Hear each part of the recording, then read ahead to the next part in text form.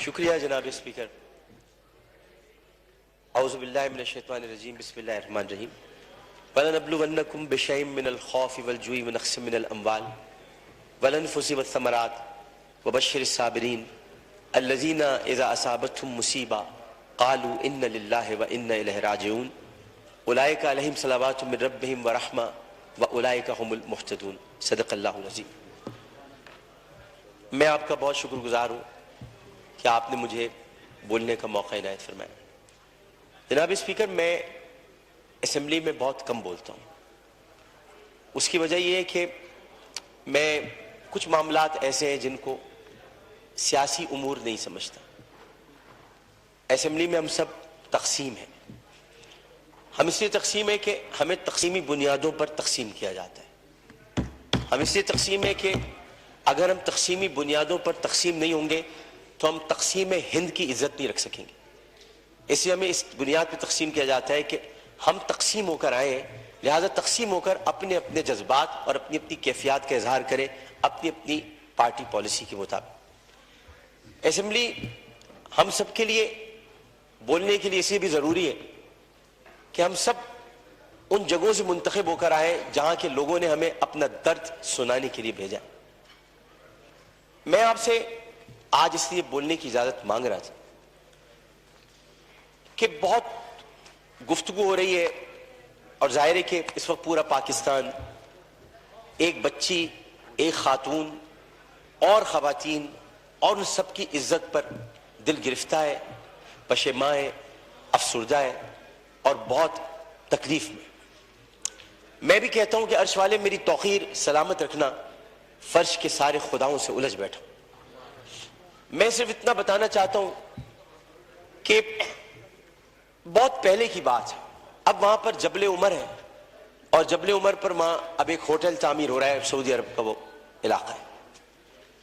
ایک آدمی رسول کریم صلی اللہ علیہ وآلہ وسلم کے پاس آیا اور اس نے آ کر کہا کہ یا رسول اللہ، مجھ سے بہت بڑا گناہ ہو گیا.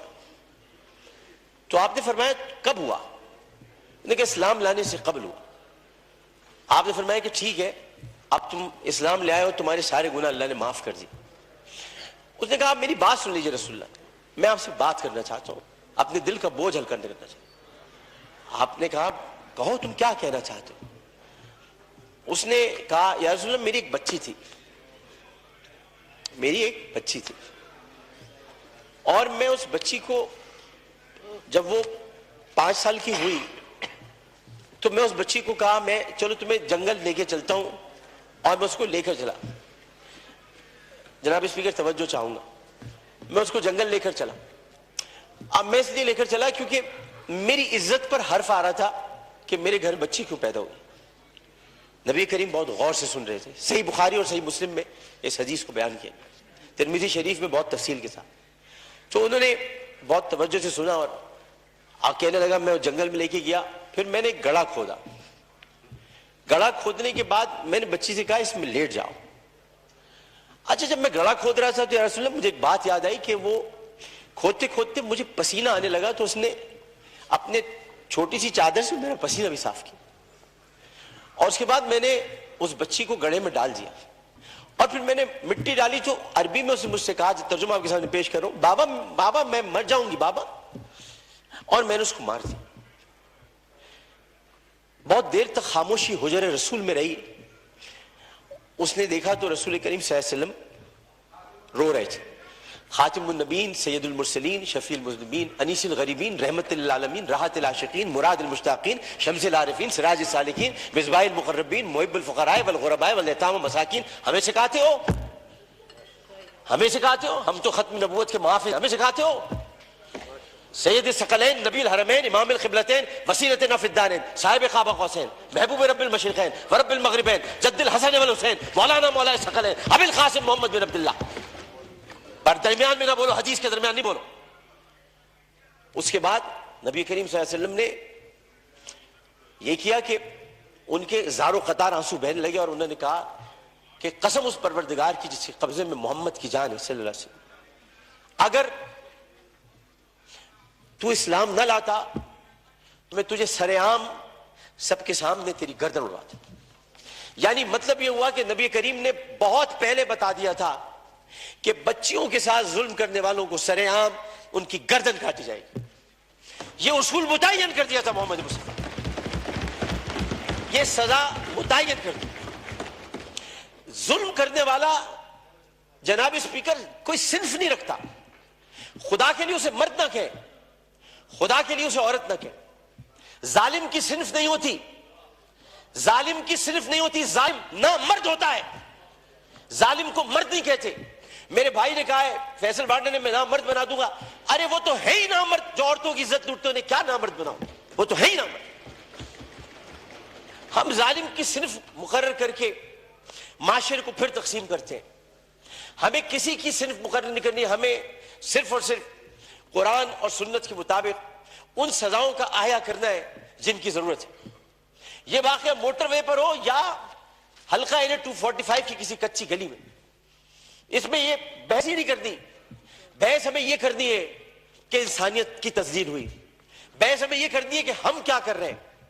بحث ہمیں یہ کرنی ہے کہ اگر ہم ریاست مدینہ کے دعوے دار ہیں تو ریاست مدینہ میں اگر ایسا واقعہ ہوتا تو ہم کیا کرتے. ہمیں یہ کرنا ہے.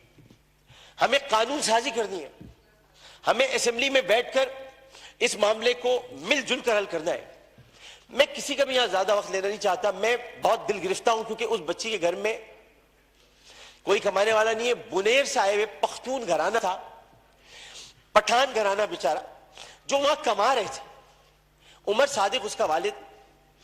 بہت پیاری سی معصوم سی بچی تھی. ہر بچی معصوم ہوتی ہے, پیاری ہوتی ہے, لیکن جناب اس میں سوچیے ایک پختون فیملی کی بچی جو بڑے غیور ہوتے ہیں. میں اپنے تمام پختون بھائیوں سے کہتا ہوں, میں ان سے بڑی محبت کرتا ہوں. غیور قوم ہے, ایک عزت دار قوم ہے, جو آتے بھی ہیں عزت سے کمانے کے لیے, عزت سے جینے کے لیے. چاہے ان کے ساتھ خیبر پختونخوا میں ظلم ہو, چاہے کسی بھی حصے میں ہو, اور کسی بھی قوم کے ساتھ ہو. پاکستان کا ہر قومی رکھنے والا فرد میرا پاکستانی بھائی ہے. اور میں یہ کہتا ہوں کہ وہ بچی ایک دن جب اس کمرے میں رات بھر اس کو بند کر کے رکھا گیا ہوگا اور پھر اس کو درندگی کے ساتھ اس کی عصمت دری کرنے کے بعد اس کو جب زندہ جلایا ہوگا تو کتنی تکلیف ہوئی ہوگی اس معصوم سی بچی مروہ کو. جبکہ قرآن کہتا ہے ان الصفا والمروہ من شعائر اللہ. جب اللہ نے دو پہاڑوں کو مروہ اور صفا کو عزت دے دی تو پھر ان کی عزت کیوں نہ اتاری جائے جنہوں نے پہاڑوں کے نام پر عزت دینے والے پروردگار کی پیدا کی ہوئی مروہ کو بے دردی کے ساتھ اس کی عصمت دری کی. ان کی عزت کیوں نہ اچھالی جائے, ان کی گردن کیوں نہ کاٹی جائے, ان کو سر عام پھانسی کیوں نہ دی جائے. جناب اسپیکر, میں آپ سے صرف یہ بات کہنا چاہتا ہوں. میں شکریہ ادا کرتا ہوں اپوزیشن بینچز کا بھی, میں شکریہ ادا کرتا ہوں اپنی پارٹی کا بھی, میں سب کا شکریہ ادا کرتا ہوں کہ جو اس وقت اس درد کو سمجھ رہے ہیں, جو درد کو سمجھ کر بات کر رہے ہیں, اور جو نہیں چاہتے کہ اس وقت سیاست ہو. ہم میں سے کوئی نہیں چاہتا, اور جو ان باتوں پر سیاست کرے گا معذرت کے ساتھ پھر وہ سیاست کر رہا ہے, عبادت نہیں کر رہا. وہ عبادت نہیں کر رہا. یہ اس وقت عبادت کا مرحلہ ہے, اور عبادت صرف 5 وقت پروردگار کے سامنے سر جھکانے کا نام نہیں ہے. عبادت ظالم و جابر حاکم کے سامنے کلمہ حق کہنا بھی ہے, اور عبادت اپنی جگہ پر رہتے ہوئے جب اللہ تعالیٰ نے قوت گویائی عطا کیے اور 5 سوالات جب حشر میں کیے جائیں گے, کہاں سے کمایا تھا, کیسے کمایا تھا, جوانی کہاں گزاری, بولنے کا علم دیا تو بولے کہ نہیں بولے, ما کنت تقول فی ھذا الرجل, اس رسول کے بارے میں تمہارا کیا خیال ہے, کیا جانتے ہو, اس وقت ہماری زبانیں گم ہو کر نہ رہ جائیں. اس لیے ہمیں اپنی اپنی جگہ پر رہتے ہوئے اس کو عبادت سمجھ کر اپنا حق ادا کرنا ہے. میں اتنا کہنا چاہوں گا آخر میں, جناب اسپیکر, میں اس ایوان سے ہاتھ جوڑ کر مطالبہ کرتا ہوں, بحیثیت ان کا ساتھی, بحیثیت رکن قومی اسمبلی, انہی کا ساتھی, انہی کا بھائی ہوں, اپنی بہنوں کا بھائی ہوں, اپنے جب ہمارے اپوزیشن والے ان کی بہنوں کا بھائی ہوں, صرف اتنا کہنا چاہتا ہوں کہ اس اسمبلی میں ہم پتہ نہیں کب رہے, کب تک رہے, کیا رہے, ہمیں نہیں پتا, لیکن ہم جتنے دن بھی رہے یہ اسمبلی ایک تاریخ بن جائے کہ ہم نے یہ اسمبلی نے قرارداد منظور کی تھی اور بل بنایا تھا کہ بچیوں کو میں ہر قتل کی بات ہے, بچیوں کی عصمت دری کرنے والوں کو سر عام سزائے موت دی جائے. شکریہ جناب. جی خواجہ صاحب, میں تھوڑا مفتی شکور کو دے دوں.